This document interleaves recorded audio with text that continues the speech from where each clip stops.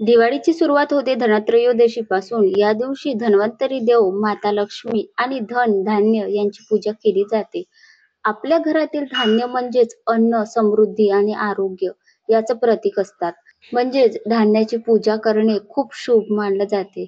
तर धान्यामध्ये गहू, तांदूळ, मूग, हरभरा, तूर, मटकी, चवळी, ज्वारी, बाजरी, चणे अशी 9 धान्य घ्यावी. त्याला हळद, कुंकू, अक्षदा, फूल, दिवा, अगरबत्ती, गूळ, दूध, तूप, साखर याचा नैवेद्य दाखवावा. सर्व करताना गायत्री मंत्राचा जप करावा. हळद कुंकू वाहा. सर्वप्रथम गायत्री मंत्र किंवा शुभम करोती कल्याणम म्हणा. नंतर सर्व 9 धान्यांवर हळद कुंकू लावा आणि फूल वाहा. आणि तसेच संध्याकाळी दीपदान करा. म्हणजे घराच्या बाहेर दक्षिण दिशेला एक दिवा लावा. घराच्या उत्तर दिशेला लक्ष्मीच्या स्वागतासाठी दिवा लावा.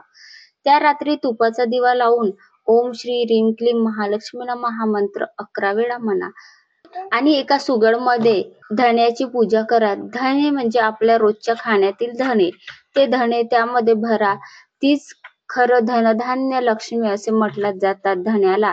तर धणे एका सुगडमध्ये भरा.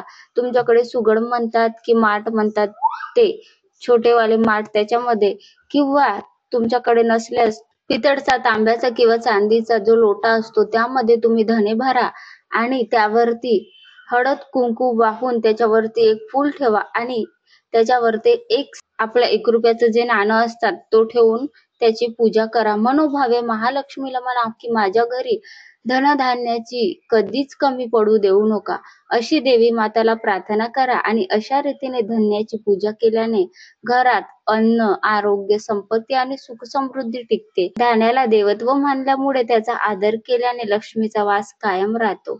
धनत्रयोदशी म्हणजे महालक्ष्मी प्राप्तीचा पहिला दिवस.